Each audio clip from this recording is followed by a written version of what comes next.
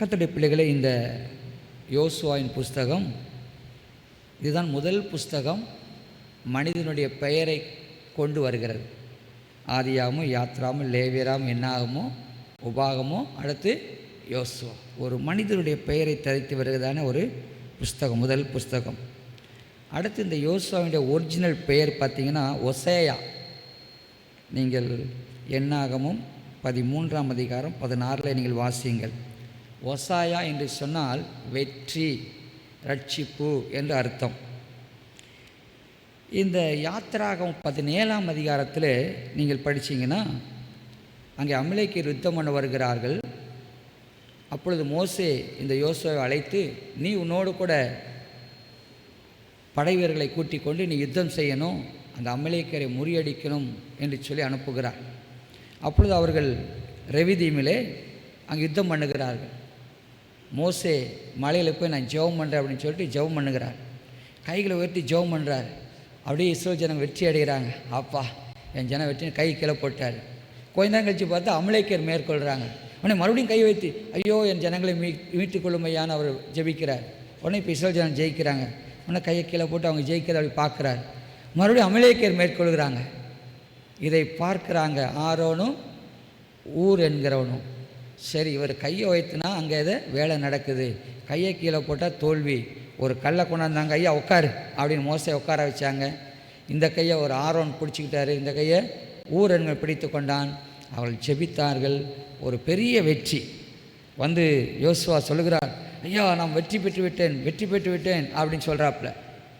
அப்போ மோசே சொல்கிறார், அப்பா இந்த வெற்றி உன்னுடையதல்ல, இந்த வெற்றி ஒசாயாவினால் உண்டானதல்ல, இது யோசுவாவினால் உண்டான வெற்றி என்று சொல்லி அவனுடைய பெயரை ஒசாயாவிலிருந்து யோசுவா என்று மாற்றுகிறார். யோசுவா என்று சொன்னால் தேவனே என் ரட்சிப்பு, ஆண்டவரே என்னுடைய விடுதலையாளர், தேவன் தான் வெற்றியை கொடுக்கிறவர் என்று சொல்லி அர்த்தம்.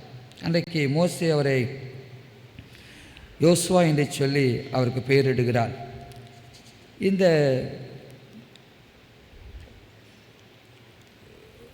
ஹீப்ரு வார்த்தையில் யசுவா அப்படி யோசுவா என்பதை நீங்கள் கிரீக்கில் மொழிபெயர்த்தீங்கன்னா என்னது?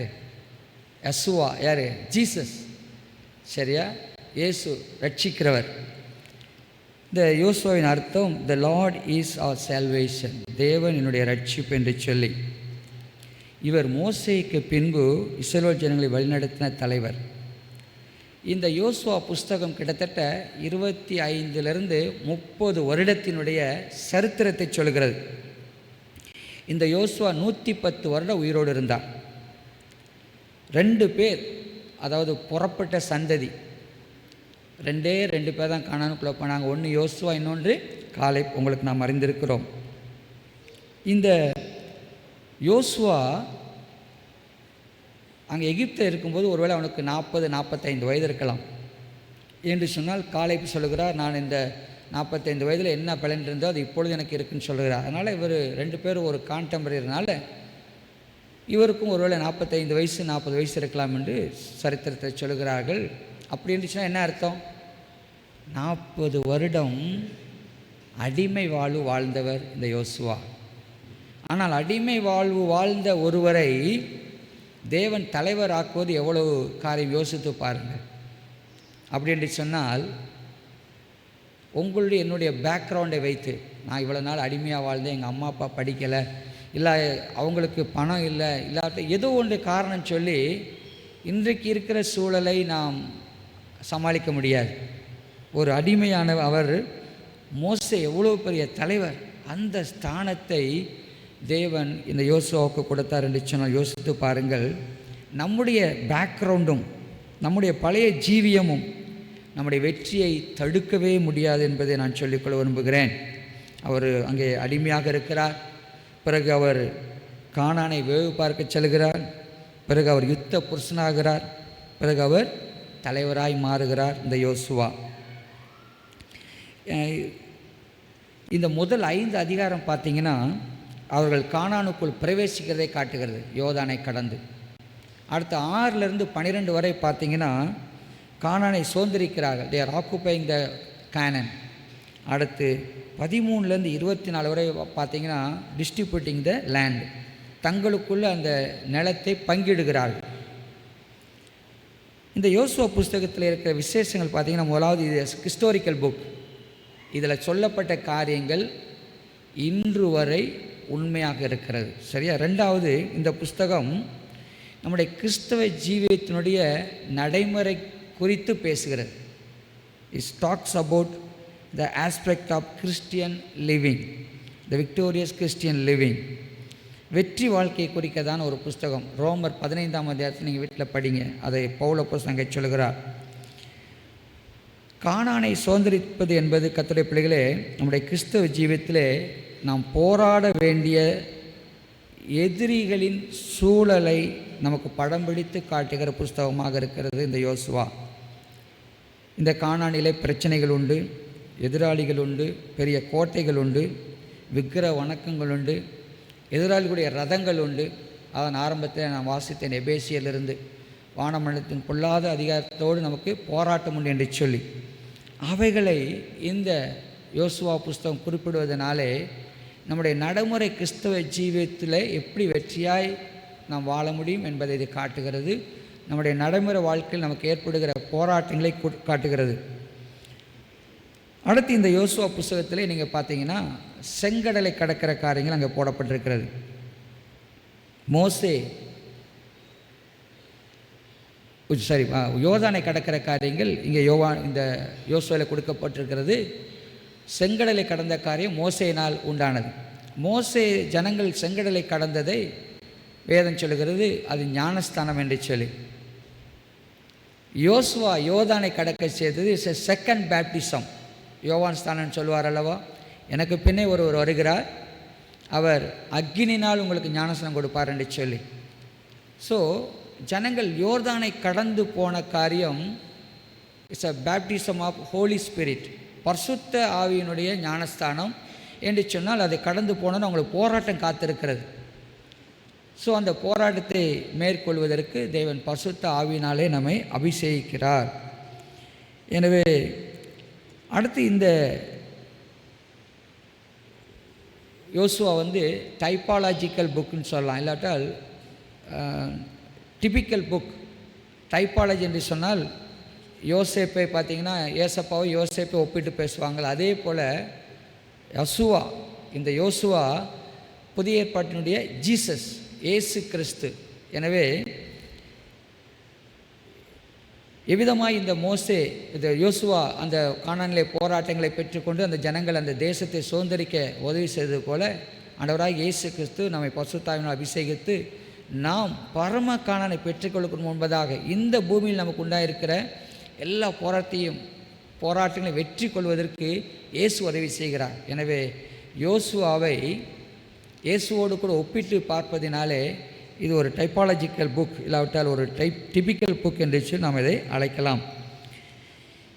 இந்த யோசுவாவின் புஸ்தகத்தில் பார்த்திங்கன்னா பெரிய போராட்டங்கள், பெரிய பெரிய யுத்தங்கள், ராட்சச மனிதர்கள், எதிராளிகள், எரிகோ கோட்டை போன்ற கோட்டைகள், அடுத்து 7 பெரிய பட்டணம், சரியா, 7 ஜாதி கூட்டத்தினர், ரதங்கள், இதெல்லாம் இவர்கள் ஜெயிக்க வேண்டியதாக இருந்தது இந்த இஸ்ரவேல் ஜனங்கள்.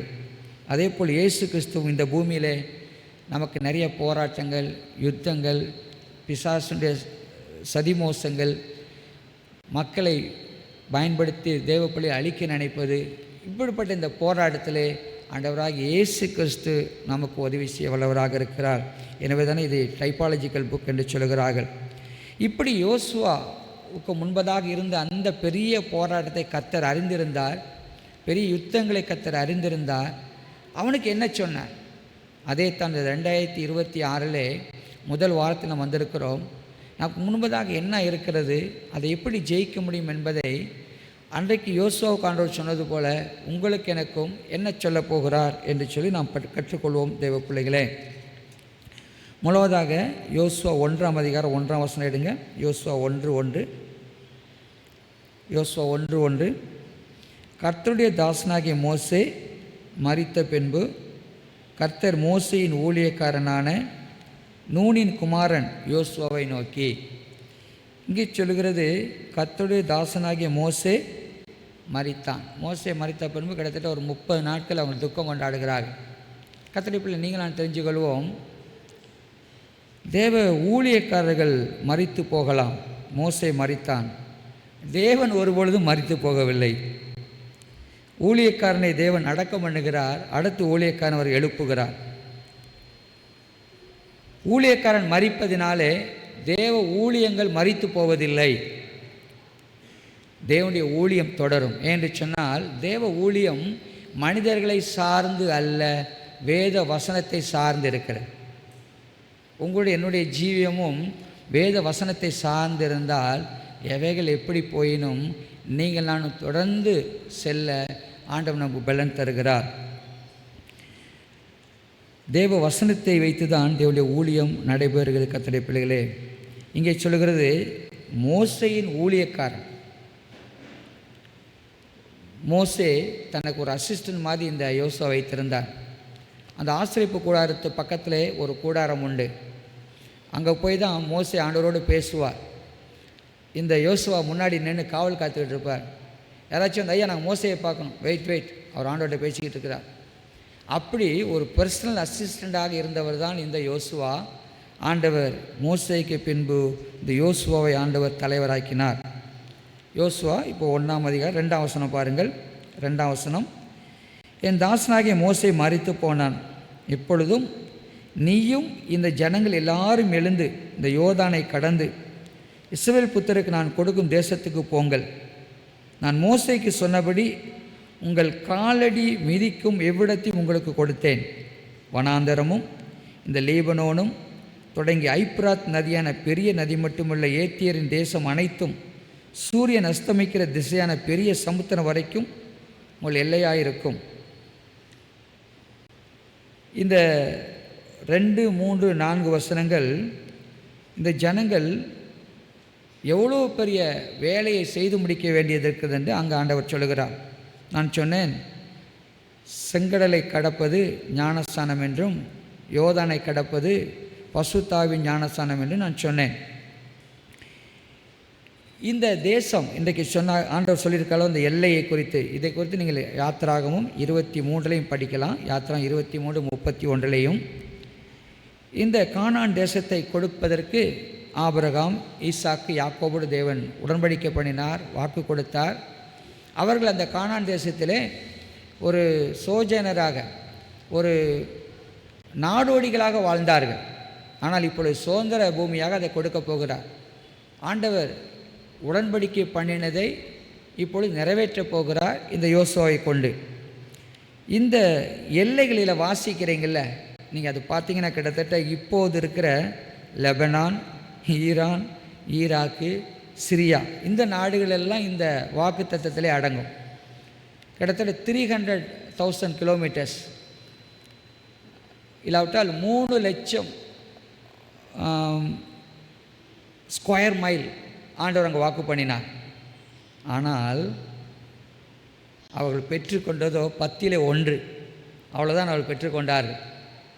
தாவீதின் காலத்திலேயும் சாலமோன் காலத்திலேயும் கிட்டத்தட்ட 90% இந்த வாக்குப்படி பெற்றிருந்தார்கள். ஆனால் இந்த யோசுவா அவர்கள் பெற்றுக் கொடுத்தது 10ல் 1 தான். ஏன்?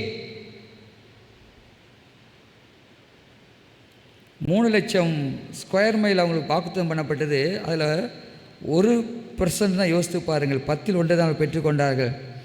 ஆண்டவர் ஆபிரகாம் பார்த்து சொன்னார், நீ நடந்து தெரியப்பா அப்படி சொன்னார். அவர் நடந்து தெரிந்தார். ஆனால் இங்கே தேவன் வாக்கு கொடுத்து விட்டால், நீங்கள் போங்க பூமியை சுதந்திரித்துக் கொள்ளுங்கள் என்று சொல்லி, நான் கூட இருக்கிறேன் என்று சொல்லி. ஆனால் அவர்கள் அதை எடுத்துக்கொள்ளவில்லை. தேவனுடைய வாக்கு வசனங்கள் எல்லாம் நமக்கு ஆம் என்றும் ஆமேன் என்றும் உள்ளன. ஆனால் நாம் அதை சுதந்திரித்துக் கொள்வது அது நம்முடைய பொறுப்பு. அவருடைய வாக்கு தத்தங்கள் இட் ஷோஸ் இஸ் ஃபெய்த்ஃபுல்னஸ், அவருடைய உண்மைத்துவத்தை நமக்கு காட்டுகிறது. ஆனால் சுதந்திரிப்பதோ கர்த்தருடைய பிள்ளைகளே நம்முடைய ரெஸ்பான்சிபிலிட்டி, அது நம்முடைய பொறுப்பு, நம்முடைய பங்களிப்பு. Always the blessings connected with obedience. எல்லா நேரத்திலும் ஆசீர்வாதம் என்பது கீழ்ப்படிதலோடு ஒன்றித்து வருகிறது. இந்த இஸ்ரவேல் ஜனங்கள் அந்த ஆசீர்வாதத்தை சுதந்திரித்து போக முடியல. அந்த ஜனங்களோட சம்பந்தம் கலக்கிறாங்க, அவங்க கடவுள்களை வணங்க ஆரம்பிக்கிறாங்க, இவங்களும் பிள்ளைகளை போய் பலி செலுத்துகிறாங்க. நிறைய தவறுகள். தேவன் சொன்ன வாக்குப்படி அந்த தேசத்தை சுதந்திரிக்க முடியவில்லை கர்த்தருடைய பிள்ளைகளே. எனவே நம்முடைய ஆசீர்வாதம் நம்முடைய கீழ்ப்படிதலையும் நம்முடைய விசுவாசத்தையும் சார்ந்தது. ஆண்டவர் ஆகாயத்து பறவைகளை பார்த்து நீங்கள் கவலைப்படாதுங்க, அதை நான் போஷிக்கலான்னு சொல்கிறார். எந்த குறியாவது காக்காவது அப்படின்னு வாயை திறந்து ஆண்டவர் ஒரு புழுவை போடான்னு காத்துக்கிட்டு இருக்கா? இல்லை. அது என்ன செய்யுது? எவ்வளோ சுறுசுறுப்பா காலை எழுமணுன்னு அது ஆரம்பிக்கிற வேலை, அது தூங்குறதே பார்க்க முடியாது. அது ஓடுது, கூடை கட்டுது, முட்டையை போடுது, ஆகாரத்தை சேமித்து வைக்குது. கடவுள் சொல்லிட்டாரே கவலைப்படாதுன்னு சொல்லிட்டு நான் வாயை தந்து காத்துக்கிட்டு இருக்கேன், ஒரு புழு போடுவான்னு காத்திருக்கல. அதனுடைய வேலையை அது செய்கிறது, சுறுசுறுப்பாக இருக்கிறது. தேவன் அவைகளை போஷிக்கிறார். அதே போல் ஆண்டவர் வாக்கு கொடுத்து விட்டார். ஆனால் அதில் 10ல் ஒரு பகுதியை பெற்றுக்கொள்வதும் 10க்கு 10 பெற்றுக்கொள்வதும் அது நம்முடைய பொறுப்பன்பு தேவ பிள்ளைகளே. ஒருவேளை இந்த கானான் தேசம் அந்த ஜனங்களுக்கு தேவன் கொடுத்த ஒரு மெட்டீரியல் பிளெஸ்ஸிங், உலக ஆசீர்வாதம். ஆனால் இவர்கள் அதை பெற்றுக்கொள்ளவே இல்லை. அவர்கள் பெற்றுக்கொள்ளவில்லை. உதாரணத்துக்கு எங்கள் வீட்டில் திடீர்னு ஒரு ஹாட் பேக் தேவைப்பட்டுச்சு. இந்த சூடாக சாப்பாடெல்லாம் வச்சுக்கோங்கள, அந்த ஹாட் பாக்ஸ் தேவைப்பட்டுச்சு. அப்போ நான் போய் ஒன்று வாங்கிட்டு வந்து விட்டேன். அப்புறம் திடீர்னு என்னுடைய மகனுடைய ரூமுக்குள்ளே போனேன். மூத்த மகன் அவன் இங்கே ஒரு வருஷம் இருந்துட்டு அவர் டெல்லி போயிட்டார். அப்போ ரூமை போய் திறந்து பார்த்தா இன்னும் பிரிக்கப்படாத நிறைய திருமண பரிசுகள் அங்கே இருந்துச்சு. என்ன இவன் பரிசுகளை திறந்து கூட பார்க்காம இருக்கான்னு சொல்லிட்டு நானும் எங்கள் மனைவி உட்காந்து பரிசுகளை திறக்க ஆரம்பித்தோம். அதில் பார்த்தீங்கன்னா ஒரு ஹாட் பாக்ஸ் இருக்குது பாருங்கள். இதை முதலே திறந்துருந்தால் நான் வாங்க வேண்டியது இல்லைல்ல, ஒரு 2000 ரூபாய் 1500 ரூபாய் செலவழிக்க வேண்டியதில்லை. அதே போல் தான் நிறைய நேரங்களில் கர்த்தருடைய பிள்ளைகளே, you have not yet open our gifts. நம்முடைய பரிசுகளை நாம் இன்னும் திறந்து பார்க்கவே இல்லை, அதாவது சுதந்திரிக்கவே இல்லை. தேவன் கொடுத்து விட்டார், அதை சுதந்திரிக்கவில்லை கர்த்தருடைய பிள்ளைகளே.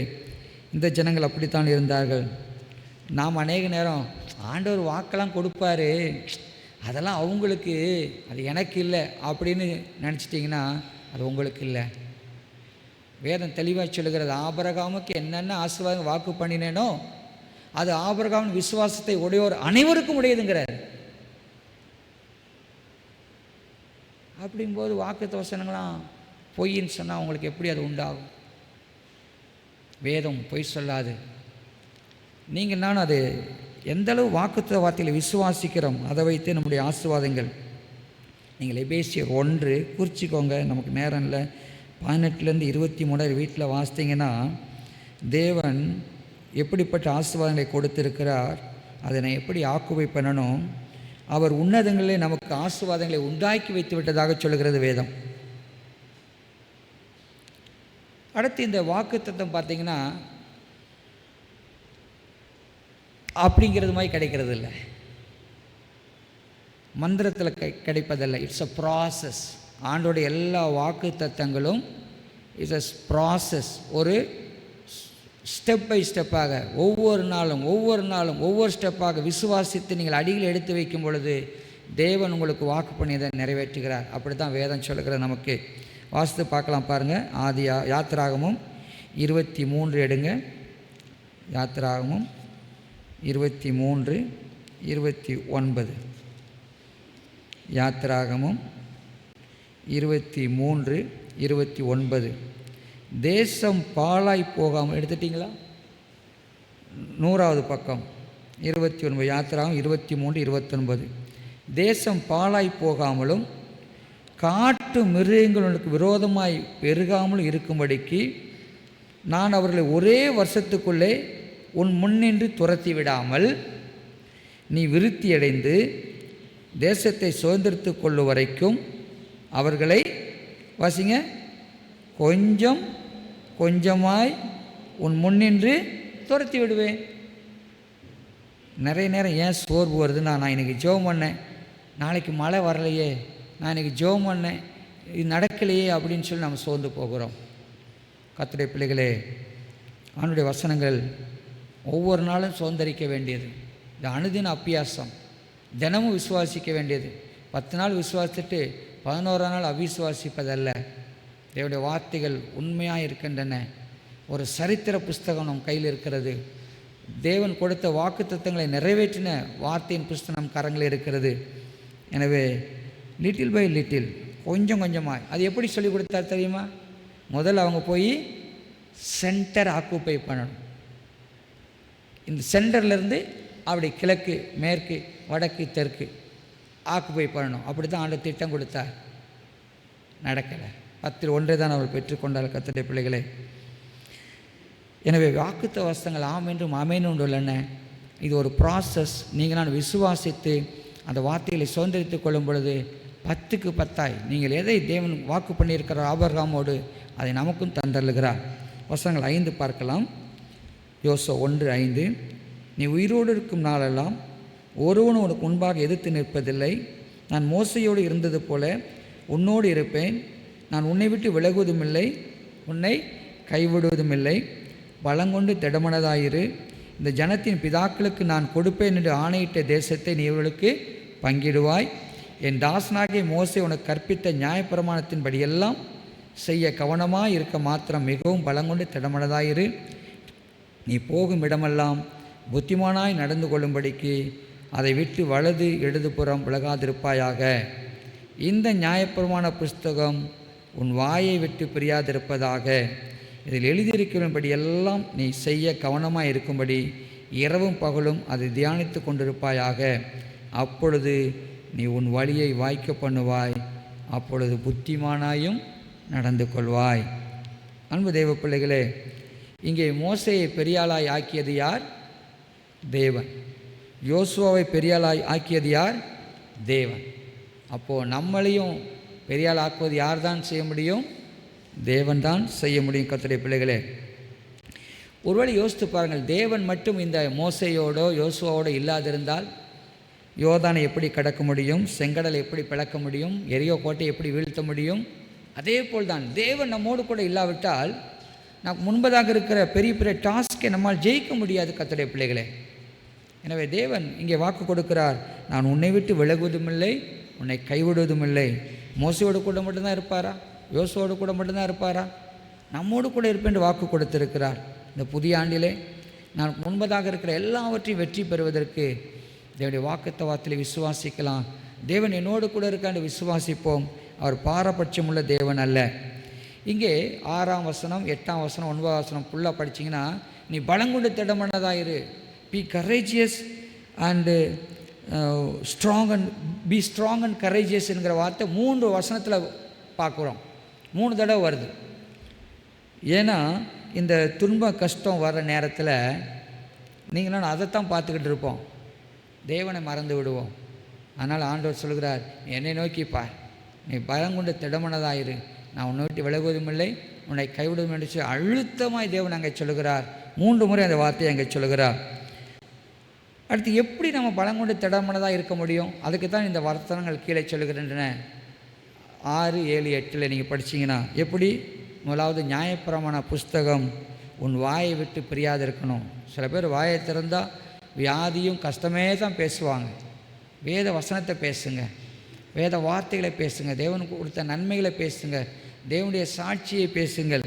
அடுத்து நீ வலதுபுறம் இடதுபுறம் விலகக்கூடாது சொல்லுவாங்க. அங்கே போய் நீங்கள் இதை காரியம் செஞ்சிங்கன்னா உங்களுக்கு சரியாயிடும், இந்த பாஸ்டர்கிட்ட போய் ஜெபம் பண்ணால் சரியாயிடும், இந்த காரியம் செஞ்சால் சரியாயிடும். இல்லை இல்லை, நீங்கள் வேத வசனத்தை படிங்க. நீங்கள் வலதுபுறம் இடதுவெல்லாம் போக வேண்டாம். இந்த வேத வசனமே நம்ம கற்றுக் கொடுக்கும். உங்களை தேவன் பயன்படுத்த முடியும், உங்களோடும் ஆண்டவர் பேசுவார். எனவே வலதுபுறம் இடதுபுறம் உலகாது இருக்குன்னு சொல்லுகிறார். அடுத்து இரவும் பகலும் தியானிக்க சொல்லுகிறார். அப்படின்னா 20 மணி நேரம் பைபிள் ஜெபம் பண்ணிக்கிட்டு இருக்கணுமா? இல்லை. அது எப்படின்னு சொல்லி நான் சொல்கிறேன். ஏன் உன் வாயை விட்டு பிரியாது இருக்குன்னு சொல்லுகிறார்? ஏன்னா வாய் தான் எல்லாவற்றுடைய பிறப்பிடமாக இருக்கிறது. வாய் மூலமாக தான் நல்லதையும் பேசுகிறோம், கெட்டதையும் பேசுகிறோம். எனவே நம்முடைய வாய் சரியாக இருந்தால் நம்முடைய வழிகளும் சரியாக இருக்கும். நம்முடைய வாய் சரியில்லாதிருந்தால் நம்முடைய வழிகளும் சரியில்லாதிருக்கும். எனவே தானே வேத வசனம் உன் வாயை விட்டு பிரியாது இருக்க வேண்டும் என்று சொல்லி அங்கே தேவன் சொல்கிறார். அடுத்து இதை தியானிக்க வேண்டும் என்று சொல்கிறார். தியானிக்க என்பது உங்களுக்கு தெரியும், மெடிடேஷன். காலையில் ஒரு வசனத்தை நீங்கள் படிச்சிருந்தா கூட அதை திரும்ப திரும்ப அசை போடுங்க. ஏன்னா மாடு ஆடு சாப்பிடும்போது லபக்கு லபக்குன்னு சாப்பிட்ரும், அது அப்படியே விழுங்காது, ஒதுக்கி வச்சுருக்கும். ஒரு இடத்துல உட்காந்து திரும்ப அதை எடுத்து அதோட எண்ணத்தை சேர்க்கும், தன்னுடைய சலைவாவை சேர்க்கும். நிறைய பேர் சாப்பாடு அப்படி இப்படி விழுங்குவாங்க, ஒரு சத்தும் கிடையாது. உங்கள் உமிழ் நீரோடு சேர்ந்து அது சுவைக்கப்படும் போது மட்டும்தான் அதனுடைய முழு சத்தும் உங்கள் உடம்பு எடுத்துக்கொள்ளும். சில பேர் நல்லா சாப்பிடுவாங்க, அவங்க விளைவினமாய் காணப்படுவார்கள். ஏன்னா அவங்க டப்பு டப்புன்னு விழுங்கிறது. நல்லா உட்காந்து அமர்ந்து அதை மென்று சாப்பிடும் பொழுது நம்முடைய உமிழ்நீர் அதோடு சேரும் பொழுது நம்ம சாப்பிட்ற உணவினுடைய சத்து 100% உடம்புக்கு போகும். அப்போ இந்த மாடுகள் என்ன செய்கிறது, ஆடுகள் என்ன செய்கிறது, அந்த ஆகாரத்தை திரும்ப எடுத்து மெதுவாக உட்காந்து அந்த உமிழ்நீரை சேர்த்து அதை நன்றாய் மெல்லுகிறது. அது எவ்வளோ உமிழ்நீரை சேர்த்து மெல்லுகிறதோ அவ்வளவு சத்து அது கிடைக்கிறது. அதே போல் வசனத்தை நீங்களே 10 தடவை சொல்லி பாருங்களேன். 11ஆவது தடவை தான் உங்களுக்கு கொஞ்சம் அந்த வசனம் என்ன சொல்லுதுன்னு தெரியும். ஒரு 100ஆவது தடவை சொல்லிட்டிங்கன்னா இதயத்தை விட்டு அந்த அர்த்தம் போகவே போகாது. இந்த மெடிடேஷன் நம்ம போட்டுக்கிட்டு இருக்கோம். இந்த முதல் 3 நாள் நான் மெடிடேஷன் போட்டிருக்கிறேன். அதை உட்காந்து வாசிக்கும்போது தான் ஐயோ எவ்வளோ சத்து இந்த வசனத்தில் இருக்குது, நான் கற்றுக்கொள்கிறேன், அதேபோல் நீங்களும் கற்றுக்கொள்வேன் என்று விசுவாசிக்கிறேன். எனவே அசை போடுதல் என்பது அந்த வசனத்தினுடைய ஆழமான உட்கரத்தை உள்வாங்கிக் கொள்வது, திரும்ப திரும்ப அதை மனதிலே கொண்டு வருவது. அதுதான் அங்கே ஆண்டவர் சொல்கிற மெடிடேஷன், அதை தியானிக்கிறது. இந்த மெடிடேஷனில் 5 காரியம் இருக்குது. முதல் காரியம் பார்த்தீங்கன்னா, யூ ஹாவ் டு ரீடு. முதல்ல நீங்கள் வாசிக்கணும். பைபிளுக்கும் உங்களுக்கும் ரொம்ப தூரமாக இருந்தால் அது பிரயோஜனம் இல்லை. முதலாவது வேதத்தை வாசிக்க வேண்டும். 2வது அதை விசுவாசிக்க வேண்டும். Read your Bible then believe it. என்ன சொல்லுவேன், அடிக்கடி நான் சொல்லுவேன், வேதம் என்ன சொல்லுகிறதோ சயின்டிஸ்ட் சொல்கிற கூட நம்பாதீங்க. ஏன்னா சயின்ஸ் மாறிக்கிட்டே இருக்குது. ஏன் சொல்லுங்கள், மீதி சூரியன் தான் சுற்றுது, நாங்கள் இப்போது பூமி தான் சுற்றுதுங்கிறாங்க. அதனால் எல்லாம் மாற முடியும். ஆனால் வேத வசனத்தை நம்புங்க, அது மாறாத, நேற்று மீண்டும் என்று மாறாத தேவன் வேதம் சொல்கிறது. முதலாவது read the Bible then believe it. 3வது பார்த்தீங்கன்னா அப்சர்வ் இட். அப்சர்விங் என்று சொல்லும் பொழுது அதை கவனித்து இல்லாவிட்டால் உற்று நோக்குதல். நம்ம வியாதியை கண்டுபிடிக்கிறதுக்கு மைக்ரோஸ்கோப்பில் வச்சு அவங்க உற்று நோக்குகிறார்கள், அப்சர்வ் பண்ணுறாங்க இந்த வியாதியை கண்டுபிடி. அதுபோல் வேதத்தை உற்று நோக்குங்கள், அப்சர்விங் த திங்ஸ். அடுத்து 4வது காரியம் அப்ளை இட். அதை நீங்கள் நடைமுறைக்கு கொண்டு வாருங்கள். ஒரு காரியத்தை செய்யும் பொழுது வசனத்தை தேவன் ஞாபகப்படுத்தினால், ஆண்டவரே நன்றி, நான் செயல்படுகிறேன் என்று செயல்பட ஆரம்பிங்கள். கடைசியாக ஒபே இட். அதற்கு கீழ்ப்படிங்க. வாசிக்கணும் வேதத்தை, அதை நம்பணும், அதை அப்சர்வ் பண்ணணும், அதை நடைமுறைப்படுத்தணும். அடுத்து அதுக்கு கீழ்ப்படியணும். ஏன்னா இந்த வசனம் 11 நீங்கள் பார்த்தீங்கன்னா, இந்த யோசுவா அதுக்கப்புறம் சொல்கிறார், எப்பா 3வது நாளில் நீ யோர்தானை கடந்து கானானுக்குள்ளே போகிறீங்க ஆணித்தரமாக சொல்கிறார். ஏன்னு சொன்னால் இந்த வசனம் வார்த்தைகள் அவனுடைய வாய் விட்டு பிரியாது இருந்ததுனாலே அவன் தைரியமாக விசுவாசத்தை பேசுகிறான். ஸோ உங்களுக்கு எனக்கு ஆண்டவனுக்கு சொல்லுகிற காரியங்கள், வேத வசனத்தை தியானிங்க, ஆண்டவர் வாக்குத்த வசனம் நம்புங்க. ஆண்டவர் வாக்குத்தத்தில் உண்மையுள்ளவராக இருக்கிறார். உங்கள் முன்னாடி இருக்கிற பெரிய டாஸ்க், அதை மேற்கொள்வதற்கு ஆண்டவர் அவருடைய வசனத்தை நமக்கு ஆயுதமாய் கொடுக்கிறார். அவருடைய பிரசன்னம், நான் உன்னை விட்டு விலகும் உன்னை கைவிடும் என்று சொல்லியிருக்கிறார். சரியா? நமக்குள்ள எல்லாவற்றையும் நீங்கள் நான் பொசஸ் பண்ணுவதற்கு தேவன் அவருடைய வசனத்தை, வார்த்தையை மட்டுமே கொடுக்கிறார். ஊழியக்காரர்கள் கடந்து போகலாம், தேவன் என்றென்றும் நிலைத்திருக்கிறவராக இருக்கிறார். அடுத்து தேவ பிரசனம் நம்மோடு இருக்கின்ற விசுவாசிப்போம். நான் உன்னை விட்டு விலகுவதுமில்லை, உன்னை கைவிடுவதுமில்லை என்று சொன்ன ஆண்டவருடைய வார்த்தையை நாம் விசுவாசிக்கலாம். அடுத்து ஆண்டவர் சொல்ல பலங்கொண்டு திடமனதாயிரு. ஏன் அப்படி சொல்கிறார்? பயம் எப்பொழுதும் ஒரு பெரிய எதிரி. கர்த்தருடைய பிள்ளைகளே, பயம் எப்பொழுது வெற்றியை தடுக்கும். பலங்கொண்டு திடமனதாயிரு. திடமனது என்பது என்னென்னா ஒபேயிங், கீழ்ப்படிதல் தான் திடமனது. நீங்கள் ஆண்டவர் கீழ்ப்படியும் பொழுது அந்த திடமனதை பெற்றுக்கொள்கிறீர்கள். வேத வசனத்துக்கு கீழ்ப்படிங்க. Partial obedience, partial blessing. 100% obedience, 100% blessing. ஜனங்கள் முதல்ல கீழ்ப்படுகிறாங்க, எரியோ கோட்டை விழுது. அறகுறையாக கீழ்ப்படுகிறாங்க, ஆய் பட்டணத்தில் அறகுறை வெற்றி. So partial obedience will bring only the partial blessing.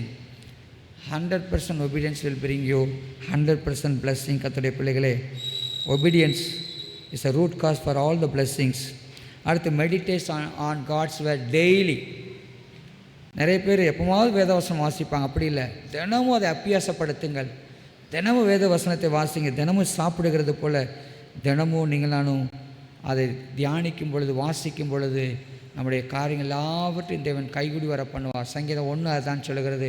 கர்த்தருடைய வசனத்தில் இரவும் போல் தியானமாக இருக்கிற மனுஷன் பாக்கியவான், அவன் செய்வது எல்லாம் வாய்க்கும் என்று சொல்லி. அடுத்து வாக் ஃபார்வர்ட் இன் ஃபெய்த். விசுவாசத்தோடு தொடர்ந்து முன்னேறி செல்லுங்கள். ஏன்னு சொன்னால் அங்கே இதன் பின்பு நீங்கள் வாசித்து பார்த்தீங்கன்னா பெரிய யோர்தான் கரை கொண்டு ஓடுகிறது. அங்கே யோசுவா சொல்கிறார், ஆசாரியருடைய கால்கள் அந்த உடன்படிக்கை பெட்டியோடு அந்த தண்ணீரில் கால் வச்சோன்னே அந்த யோர்தான் இரண்டாய் பிளக்கிறது. விசுவாசத்தோடு செயல்படுங்கள். உன் முன்பதாக இருக்கிற எரியோ கோட்டைகளையோ யோர்தானையோ எல்லாவற்றையும் மேற்கொள்ள தேவன் உங்களுக்கு உதவி செய்வார். கண்கள் மூடி ஜெபிப்போமா? தகப்பனை, இந்த நாளுக்காக கிருபைக்காக நன்றி செலுத்துகிறோம். உங்களுடைய ஆசீர்வாதம் நன்றி செலுத்துகிறோம். எங்களை சுற்றி இருக்க சூழல்கள் எங்களை அசைக்கும்படியாக ஆண்டவரே முன்னதாக இருக்கிறது. ஆனால் யோசுவாவோடு நீர் கூட இருந்து அவனை வாக்கு பண்ணினீர், அவனை பலப்படுத்தினீர், தைரியப்படுத்தினீர். ஆண்டவரே, பெரிய காரியங்களை, பெரிய பொறுப்புகளை அவனுக்கு கொடுத்தீர். ஆனால் அவனுக்கு வாக்கு பண்ணி, நான் உன்னை விட்டு விலகுவதும் இல்லை, உன்னை கைவிடுவதும் இல்லை என்று சொல்லி எங்களுக்கு முன்பதாகவும் ஆண்டவரை இருக்கிற எதிராளிகள், போராட்டங்கள், பிரச்சனைகள் ஆண்டவரை மேற்கொள்ள எங்களுக்கு உதவி செய்யுங்க.